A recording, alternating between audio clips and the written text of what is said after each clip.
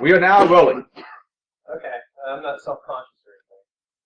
So, our presentation today is... You have to be louder than that. Examining hacktivism. Thank you. Examining hacktivism, punishment in the digital age. So basically, I'm Bill Gardner. I'm a hacker, good kind, not the bad kind. And I teach in the Digital Forensics and Information Assurance degree program in Marshall. And then I have two co-speakers. I'm DeTardo, Bora. I'm a professor at Marshall University. I'm also the program director and graduate director for our criminology and criminal justice program. I'm Amanda Richards. I'm a master's student in criminal justice, graduate assistant, and gamer. I'm not a hacker. And I'm also an author. Please buy this book because I need to buy a new car. And actually buy multiple copies. It's a great gift for Christmas. It's also just good for any case. I'm going to charge you the clicker. Okay. So hackers. What's a hacker? Well, it's a good question. So this is actually a study. This isn't me just talking off the top of my head. So we defined them. We operationalized the term hacker. So in this case, we defined a hacker as a technologist with a skill set. Not all hackers are criminals. There are good hackers, bad hackers, white hats, gray hats, black hats, etc. And then we talked about the three different kinds of hackers. Once again, we operationalized it for the course of the study. So we have crackers, which are hackers who legally break into systems. Script kiddies, people who download and use tools without knowing what they're doing. And then, of course, white hats, black hats, and gray hats, which goes back to the Old West, where the good guy wore the white hat, the bad guy wore the black hat. And then those people who engage in both criminal and non-criminal activity we call gray hats. It's like a film strip. So the hacker ethic is, access to computers. You have to have an access to computers to be a hacker. At least for the purpose of this talk, there's different ways of hacking. There's life hacking. Hacker ethic says that all information wants to be free. There's a mistrust of authority. And specifically what we're talking about here is the hacking group Anonymous.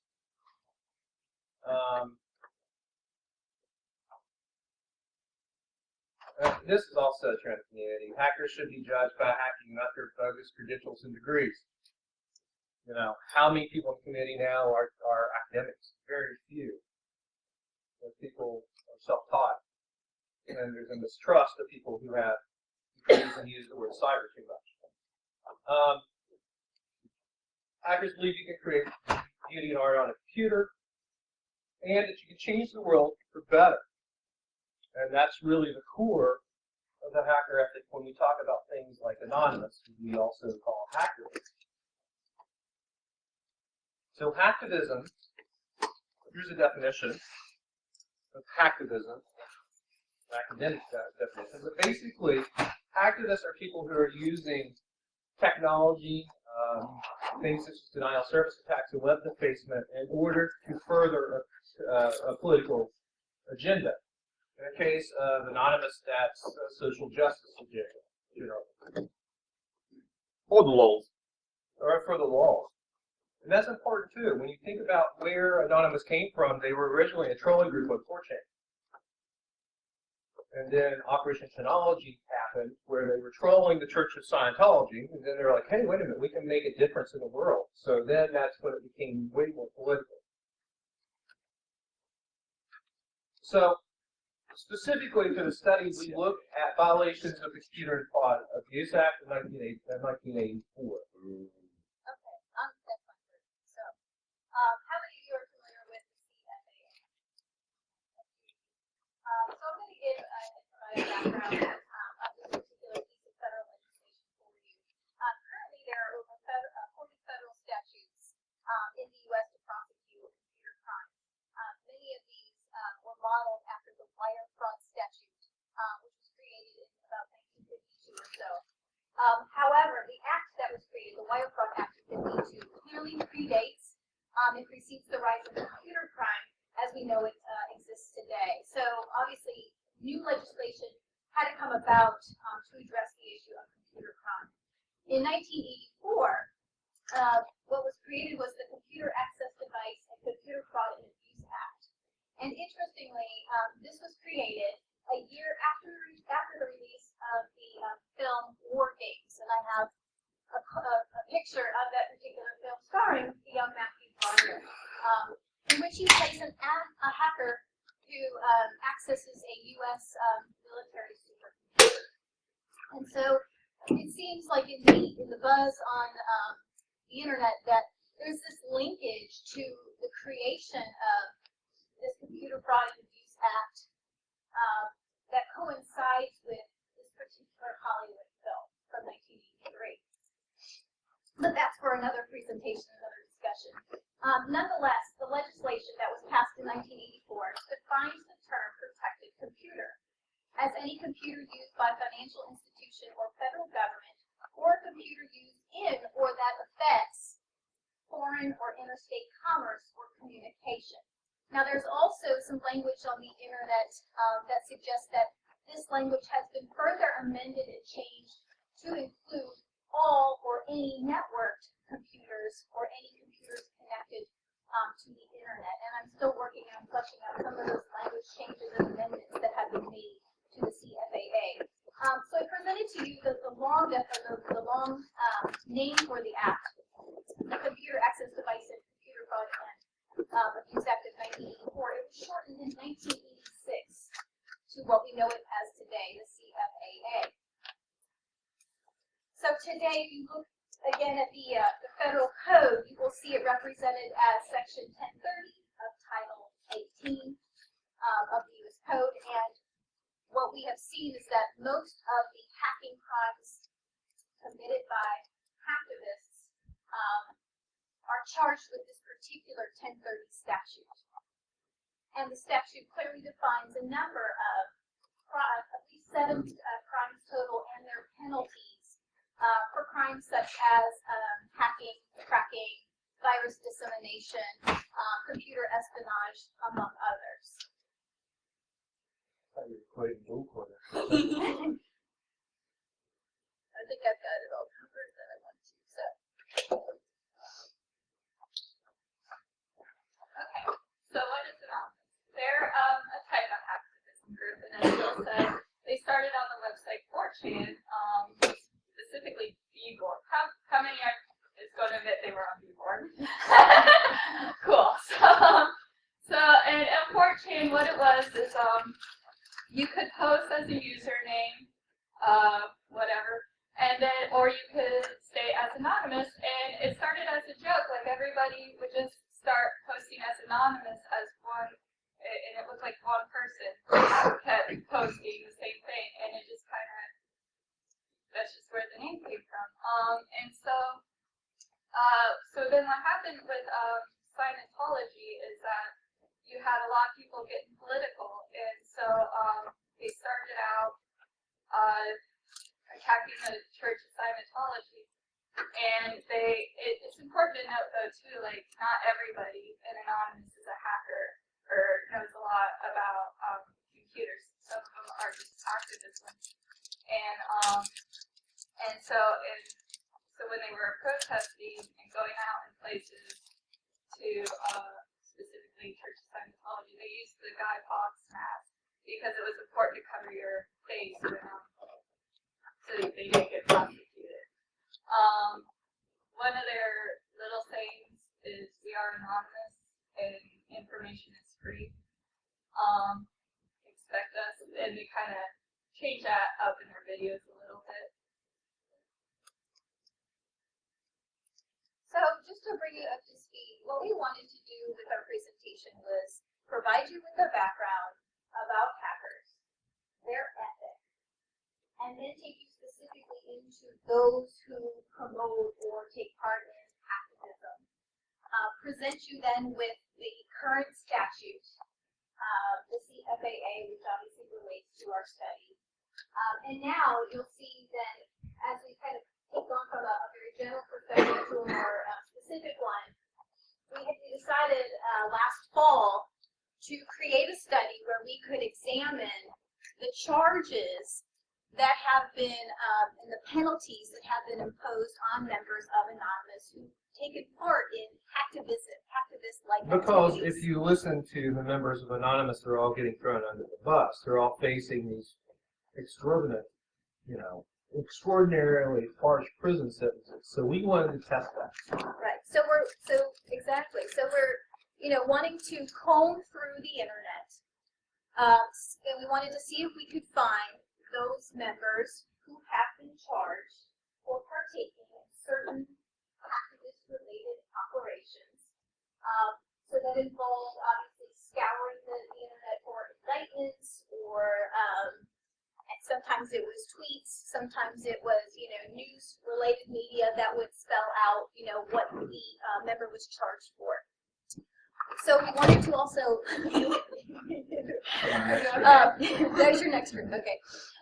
We also then, after finding indictments, if we could, and they were available, and that's another issue. Obviously, federal indictments are supposed to be private documents and not public knowledge. However, we found, interestingly, that a lot of these indictments have been slapped up on the web for all to see, which obviously follows the ethic which you mentioned earlier. All information should be free. So it wasn't that difficult to find a number of the indictments. Nonetheless, we wanted to look at their sentence, their charge, and then their sentence. We wanted to follow the case from the time that they were arrested, indicted, and then, of course, went to court and were sentenced. Not all of them, as you'll see later, have been sentenced, even though some of these operations were, committed in 2010 and 2011. The other item that we wanted to examine, if we could, was what is the response from these anonymous members, these hacktivists more specifically from Anonymous. What kind of language or commentary are they providing on the internet about this? And that's probably the more underdeveloped portion of our study that we're still fleshing out, because as you can imagine, the internet is very large, very vast. And so we're trying to pull quotes and phrases and commentary from those individuals and analyze them, if you will, in a qualitative fashion. So the sources that we examined clearly were primary sources, your indictments. Sometimes there's transcripts or testimony or interviews that we also examined, as well as secondary sources. And so we examined a lot of newspapers as well.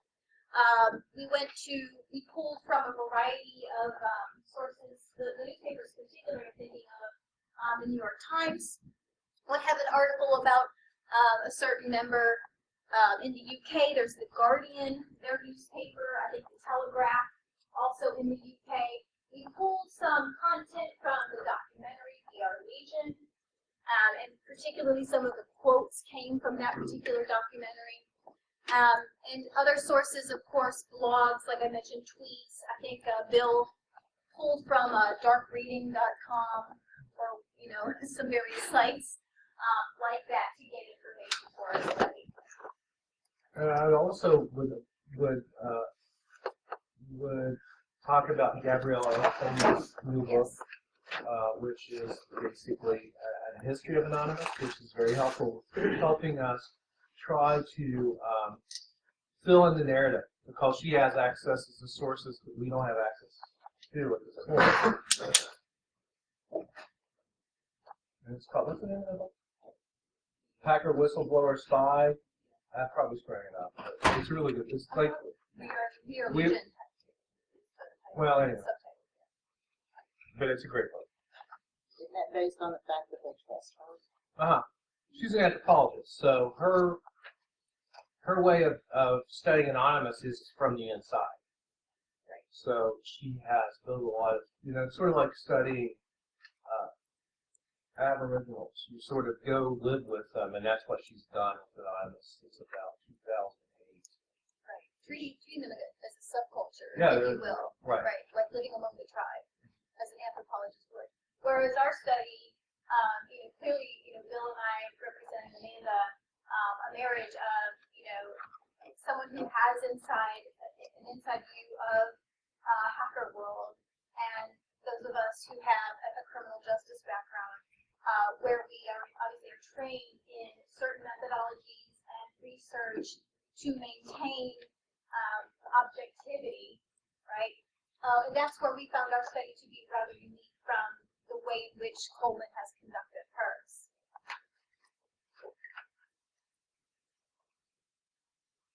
So we look specifically at specific operations,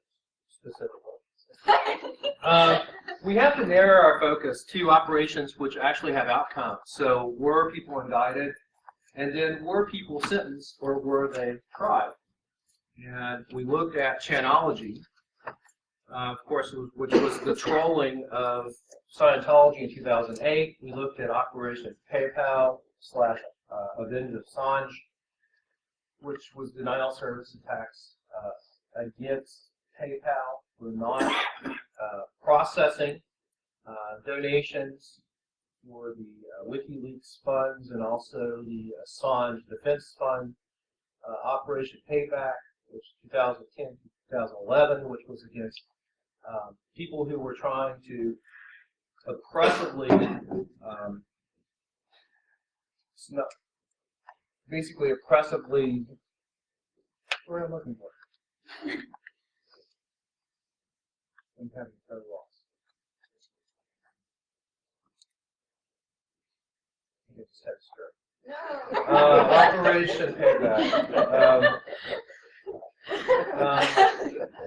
He stood up. So Operation Payback was against basically copyright holders that were doing things that were overly draconian to exercise their copyright. It's a bad explanation. Look it up somewhere. It's on Wikipedia. HB Gary's were members of Anonymous, specifically LawSec, social engineered their way into HB Gary and highly embarrassed them by publishing their private documents. Operation Sony get hacked like every 3 weeks. So Sony specifically is 2010, which was a LawSec operation. Stratfor, which is a good operation because there's at least 2 major players in Anonymous and LawSec that ended up in prison, including Jeremy Hammond and the playboy of the Anonymous group, Barrett Brown, yes. And then Operation Last Resort, which was a reaction against the treatment of Aaron Schwartz. Next time I'll actually use notes. That's all right. You're good. I'm out of it. So this is the message to Scientology. This Anonymous develops videos.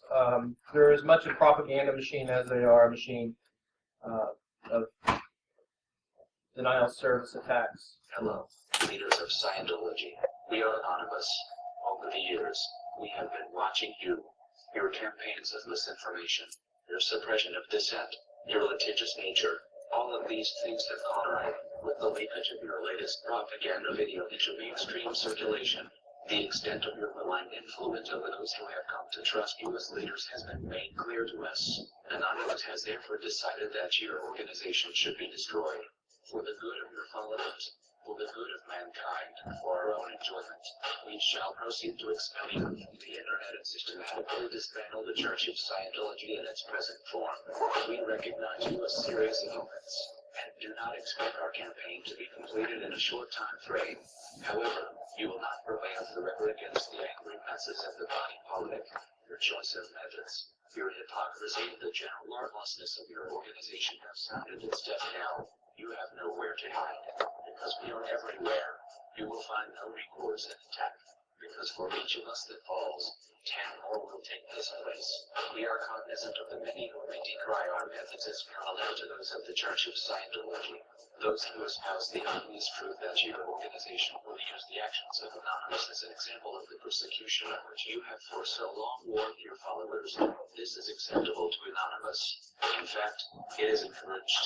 We are your SPs, and over time, as we begin to merge our pulse with that of your church, the suppression of your followers will become increasingly difficult to maintain. Believers will become aware that salvation needn't come at the expense of their livelihood. They will become aware that the stress and the frustration that they feel is not due to us, but is sourced much closer to them. Yes, we are SPs, but the self-suppression we could never muster is eclipsed by that of your own RTC. Knowledge is free. We are Anonymous. We are Legion. We do not forgive. We do not forget. Expect us. So, you've all probably seen these videos. They make some really good videos, actually. Anonymous has a propaganda machine. The propaganda machine release videos about what their next threat. That's the reason they're so easy to track. Because if you're a collective that only comes together for specific operations, you can't really do it in secret. So this is all part of the anonymous machine.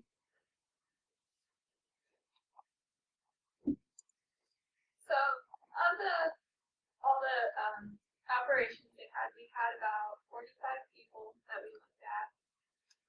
The majority were male. We only had 2 females, and the average age was 26. The youngest member, we said he's 18, but he was charged as a minor, and so we're not supposed to really know who he is or what he does. But we do. Thanks to the internet. Because we just posted it. They want everybody to know. And the oldest member is 65. And that's basically the demographic for 18. A lot of young men. And this is about where they live. What I did was I took each person's name and I found where they lived, and I put a little dot where they're from. As you can see, there's no pattern. We kind of wanted it to draw something cool. Yeah, yeah. You know, like a goat or something. Yeah, or a cat, like Yeah. connect the dots, but that would have messed up my Final Fantasy time, so. But, there's about 11 people in the UK, and they charge people differently. It's much different from our CFNU. And I want to add to that what Amanda's saying. We have found indictments against members of Anonymous, again, charged by the U.S. District Attorney's Office, a variety of states, California, Eastern District of California, the Central District of California has filed indictments, but they're filing indictments against members who are abroad or across the pond.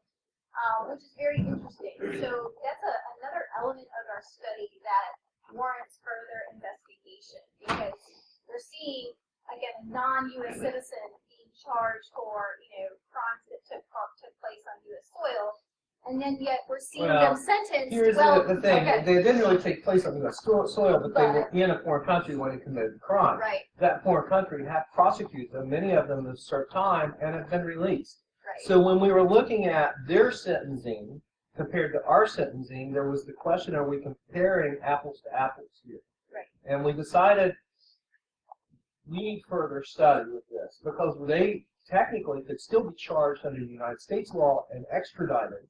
But there's the diplomatic question of, we're going to say to the UK, your sentence wasn't harsh enough, so we're just going to go ahead, pluck your citizen out of your country, and then charge them in federal court, put them in federal prison, and is that a diplomatic thing to do? And I think that's still an open question about what could happen.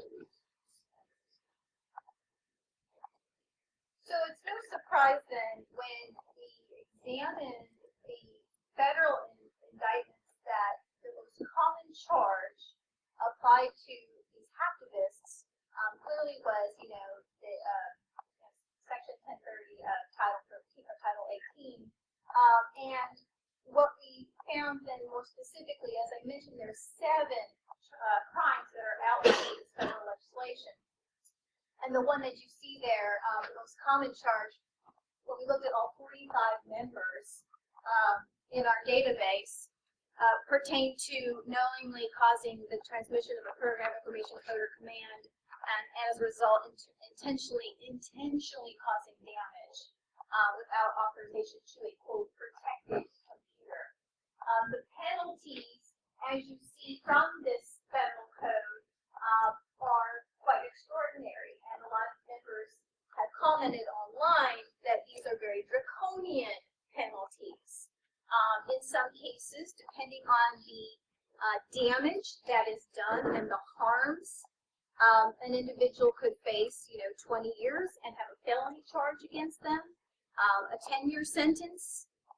Again, it all depends, though, on the extent of the harm and the intent, or mens rea if you're in criminal justice. In addition, the theme that we found is that a number of these individuals also had the charge of conspiracy. Okay, so you see that as the 18 U.S.C. 371. So aiding and abetting conspiracy charges were also included on a number of these federal indictments. And after researching that further, it appears that there's a recommendation or part of the legislation that encourages prosecutors to include that conspiracy charge as well. I suppose to maybe further stack up the charges, or get them with something additional so that they can face more penalties or a lengthier sentence, if you will.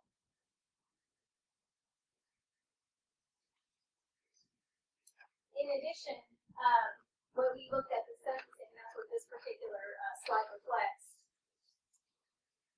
There's a lot of cases that are still pending, and as Bill had mentioned, a number of folks have chatted on the internet that they're being slapped with very, very long sentences, and those who have been sentenced, we could argue, of the 45, not all of them have actually received such hard penalties or sentences. I kind of extrapolated and found about 8 of them served, well, actually 2 or 3 served about a year. About 3 or 4 have served 3 months in a halfway house, which is obviously far lesser than serving time in a federal penitentiary. 11 of the 14 in Operation PayPal had their charges actually dropped.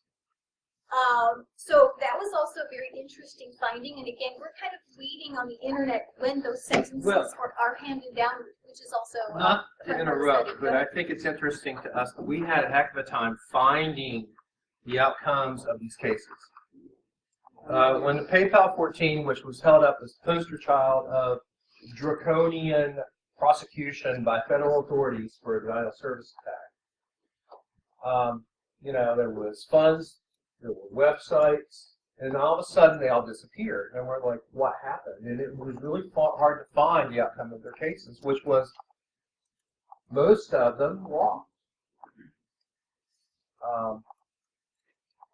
But, probably the worst case is Jeremy Hammond, who's serving 10 years for H.B. Gary.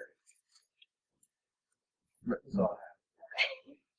And I think this goes back, though, to the point again, from a criminal justice standpoint, that, again, if there's that intent is proven in a court of law, and if the harm is extraordinary, you're obviously going to serve. And if you are specifically conspiring and targeting a federal computer or military computer, then you are going to find. In the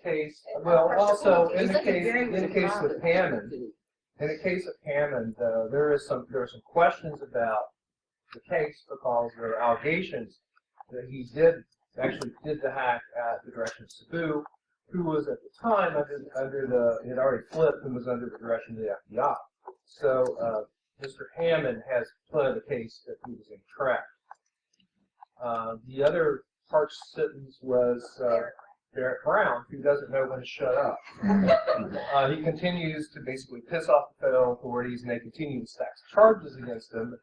But if you know anything about the penal system, no 14-year-old laughs back there? Most of these people have pled to lesser charges, so they haven't really been smacked with 50 years or Right. 20 years. So yeah, echoing the same thing that Bill just said, many of them, once you have that federal indictment in front of you and an attorney, they're going to say, plead guilty, lesser charge, plead guilty. And so again, in our database, what we found after combing the internet for these 45 individuals, that most of them pled guilty, lesser charge, obviously reduced sentence. So that way, maybe some of them even had a misdemeanor, pled down to a misdemeanor defense as opposed to a felony charge. But yeah, also the other thing that Phil was mentioning, which is interesting with the Hammond case, Sabu kind of, it has a special place in our research because that changed the game for others who were hacking or engaged in hacktivist-like activity because of his actions. Obviously, he had, I think his sentence is up here.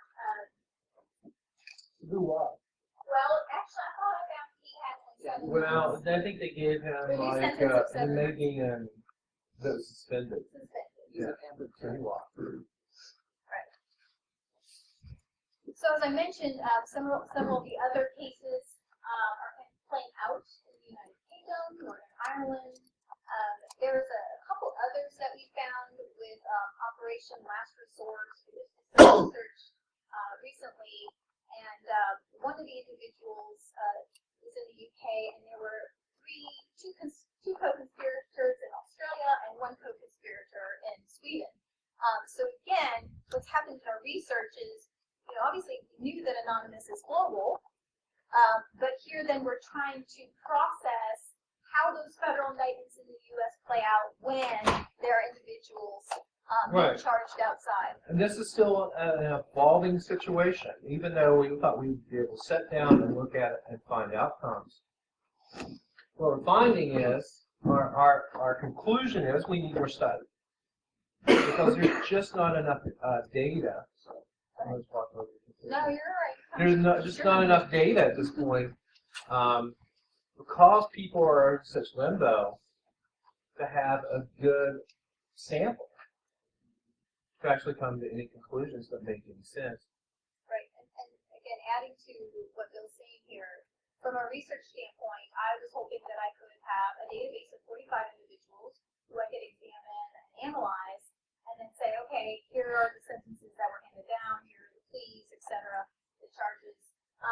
Some of these cases are still pending. A lot of the Operation Payback folks have not been sentenced, and there was a very large indictment that also outlined conspiracy for those individuals, and only one of those individuals who had a disability and lives in Ohio was charged right away, but the others still have not been, or at least we cannot find any information on them. So a portion of our research is incomplete, which makes it difficult. Part of like it's the inability to use PACER data. PACER is the system that holds federal court documents. And you would think that federal court documents are public record. They're not. They're behind a paywall. And as a result, because of our institutional limitations on research, we can't use that data, so that makes it a little harder. So unless somebody's taking that and publishing it, we don't see it. No, we're not allowed to use it. That's another presentation. Well, I mean, that's the whole thing with, that's what Schwartz was doing, was trying to get JSTOR and PACER data in the public domain. We want to talk about it. So I went back to the third research question of our study, and again, this is an evolving process, but we did pull some commentary from members of Anonymous again who engaged in a variety of the operations that were the focus. So you can see that from Operation Chronology, Thomas Benford, one of the individuals charged and served 366 days in federal lockup, Oregon, DDoSing, and engaging in a number of other activities against the Church of Scientology. But again, pulling some of the quotes, and these are quotes from the We Are Legion documentary. You can tell that these individuals, I think, are acting in the spirit of what they believe truly to be hacktivism. That empowering feeling that they're making a difference. And they're doing it from behind a computer in a collective of others, just like them, who believe in the cause. In addition, you have members making comments that, oh my goodness, I didn't realize what I was doing was that bad. You kind of have that shock factor, and I think that was also echoed in the documentary, again, which is the closest thing that we have to almost an interview with some of these we don't individuals. have interviews at this point. At this point. Right. So you have, again, people who don't know it's a big deal until they get that on the door from the federal government or the FBI agents, who are raiding your home and taking your computer away from you. In addition, the other quote from him obviously echoes the sentiment that we're finding on the internet from a number of activists regarding how lopsided the punishment is, how stringent, how rigid the CFAA is, and how, again, draconian, and how the penalties are so severe that if this is truly just internet protesting, civil disobedience, if you will, then why are they faced with, up to 10 years in prison in some cases? Whereas if you were protesting on the steps of a federal government building, you maybe get a year, maybe, in a fine or a fine. Whereas here, the penalties seem so much steeper. One of the female members who took part in Operation PayPal, Mercedes, is also quoted here. Again, she's it pops up a lot in the documentary. She's very vocal. And very vocal. Yeah. And again, we can, from a research standpoint, we're analyzing the text in a qualitative fashion here. And what you see is echoed, again, is that feeling of, I'm engaged in a protest. I'm speaking out. This is a vehicle for us to speak out. Nobody owns the internet. And so therefore, we have the right to speak freely and to do what we see as right. And again, feel that sense of excitement, right? And then the last quote here is actually from an anonymous member of Anonymous in the documentary. So that individual speaking about H.B. Gary, right? And I don't have my glasses on, so I can't see our thing. It's not. It says, obviously, this is becoming more of an angry, quote, you have blindly charged into the anonymous hive, a hive from which you try to steal honey. You think the bees would not defend it. Well, here we are. So again, you have a variety of mixture of commentary from different members, and simply what we're doing is analyzing these different phrases to kind of draw some conclusions about their sentiments on this activity.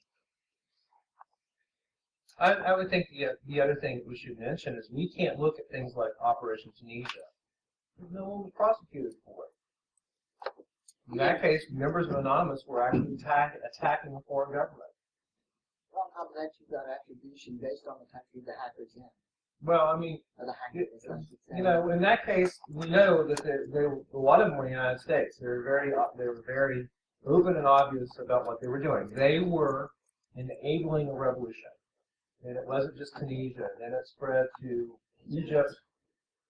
We had the Green Movement in Iran that was crushed. So we had Libya, and we had these uprisings that were supported by Anonymous. In that case, they were keeping lines of communication. When their government shut off the internet, Anonymous actually kept the internet up and running. And when they needed first aid instructions about first aid for tear gas and rubber bullet wounds, they were actually getting those from Anonymous. We didn't study that because it was never criminalized. Also, we have a situation with the guy who exposed the Steubenville rapist, who still is in limbo. He was indicted but never sentenced. Also, in his case, the things he revealed, I'm not saying he was getting charged with someone, I want to say, was it hacked a billboard or a scoreboard? But that was never actually proven to be him in any way, but someone on the line did it. There's a lot of allegations against him about some past behavior, some past problems he may or may not have had with his girlfriend that came after his indictment. So you wonder, where did this come from? Is this a smear campaign? But nothing's ever happened to him. So we left him out of the study because there is no measurable result. And my question to this, we watched the Anonymous documentary and went, oh my God, these bunch of hackers are out. And then you watch it 2 or 3 times, and you're like, wait a minute, this kind of makes sense.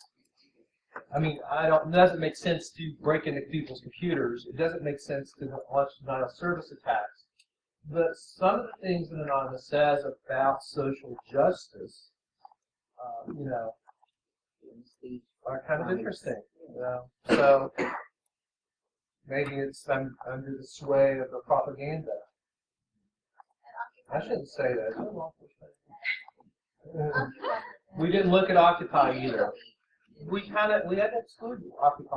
A very interesting figure who's Commander X is a very interesting figure, but they don't properly fit into the academics. We have to categorize and operationalize things, and they didn't fit into our study, so they are excluded from the study in order to make the data more manageable and pure. If that's the way. And now that I'm thinking about it too, one additional point was, I thought it'd be a clean, neat, tidy, database again of names and indictments, etc. And yet you find some members involved in multiple ops, which also started to get difficult to collect and also make sure like I was saying before, there are multiple opsonies. I mean, opsony, is that the recent breach of Sony Entertainment, or is it the time that Anonymous took on Sony for the PlayStation, or is it the time that Anonymous WallSec basically had to do the defacement on a weekly basis? I mean, Sony was a #1 target of WallSec. All this stuff overlaps. It's hard to take something that's messy as an internet collective with overlapping actors and overlapping operations and actually make it into something that you can study. Because that's what we've struggled with for a year.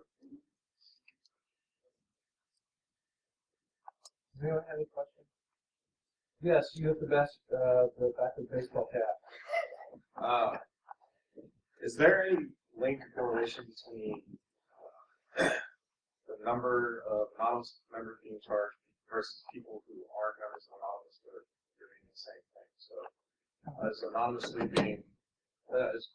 being unfairly targeted? Well, if you're a member of Anonymous, you have to operate in public, which means that you have no operational security. Now, if you're a hacking gang or a credit card gang, Adrian? Also, so as Anonymous, if you're a member, there is no actual official membership. There's no leadership. Anybody who says they're anonymous is anonymous, and they don't all have the same political agenda other than possibly lulls. That might be the only unifying force, because you'll have people who are slightly right-wing, slightly left-wing. I'd say generally there's a leftist to libertarian bent, but then there's people who, and I'm going to use, well, I actually won't use the in-culture terminology because I've been told it's wholly inappropriate. What's that? New facts and old facts? Oh, moral fags and so forth. There's actually people in Anonymous who, When you this talk is the about language Anonymous, they you use. have to use this terminology. Yeah. That who actually don't like the whole, moral aspect at all. They just thought we should do it for the lulls and go out there and mess with people. That's the older 4chan way of doing things. There's still people still trolling. Yeah. I troll Adrian. Constantly, yes. But Anonymous isn't a unified group. I guess LulzSec, which is far off of some of that stuff, that would be more unified because it's a small cluster of people. Yeah, you had a group of people who were actually actively engaging in breaking the law. Not all members of Anonymous are lawbreakers.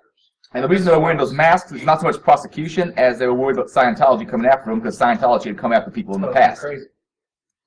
I want to address Finn's question a little differently. From my research methods class, from Apache probably have already in our program. So I think what a further study could warrant is looking at those who've been charged with the CFAA who are not affiliated with Anonymous, right? And then comparing them to members of Anonymous who have been charged. Same charge, same type of crime, and then look at the outcomes or sentence outcomes. Does that make sense? Yeah, that's what I was trying to get to. Yes. I was just wondering if that would Somebody be, who claims anonymous is being unfairly targeted. exactly, and that would give you the opportunity to say, okay, you're comparing now, Right. you know, members who have the same demographic, the same age, one's a member of Anonymous, and here's their charge, they hacked into whatever computer, and an individual not in Anonymous did the same thing and make comparisons, and that would actually be, obviously, in a research, context, a better way to go about it, and more telling, and Well, you could make those kinds of. You pointed out something that happened in research. You start with one question, and then you get further, you find other questions, and you further research. So my advice to you is to go ahead and apply for graduate school and get an office. And we need the money. You gotta go to that apartment. Or go to that apartment in Boston. Oh, by the way, the house next to my new house is for rent. So. Well, do you have anything else? Yes, you in the back. Did y'all read that book by Olson? It's the We Are Anonymous. No. I picked that up. I was in DC and I stumbled on it in a spy store. It was actually Very good. fairly thick book, and it's fairly interesting, but kind of really documents it. And if you're interested in this, We only looked at the Coleman book because I'm using it in my first year seminar class. So I get to stand in front of freshmen and say things like, new facts can't try force. Because we have to teach them about the Trojan culture, and then there's a whole chapter in the Coleman book called Moral Faggotry, which is about moving from being doing it for the laws to doing it for political ends. But we have not done a literature review at this point because the focus of the study was a content review of what we could find on the internet. So that, once again, is a further step that we should do as a literature review. Right, and I would also add, this is by Parmi Olson, the book you're speaking of. I read a few things online that discredited her or him. it was, well, you know, the non-opinion-based stuff, just kind of following it from Bullshit and kind of giving, like, Even, I think, it was a nice I summary for someone who didn't know anything about it. I understand where you're coming from, but it may help fill out the narrative. Oh, no, I'm not, I'm definitely saying we we should should look look at at it, yeah. But I just was going to add that one of the things I had found, I come across that There's as a well. lot of people will discredit Coleman because she's so involved. Too These close. people Too are close. friends. What was the first name? Gabriella. In fact, trying to bring her to campus. That'd be sweet. But it takes some time to get her here. She's a very booked person. So maybe AIDE next year we'll have Gabrielle Coleman. You can ask her these questions. Anyone else have a question? Dave's finishing up his presentation now, so you're okay. You must have did the presentation in the car. Yeah, he made me drive. That's how he does. Yeah, pretty much. Kenny. But anyway, thank you very much. If you don't have any more questions, we have about a 10-minute break before the next speaker, which is Dave Kennedy. Like I said, buy my book, need the money. And we probably will do a presentation maybe next AIDE on what we find. But we may have something sooner than that. Thank you very much.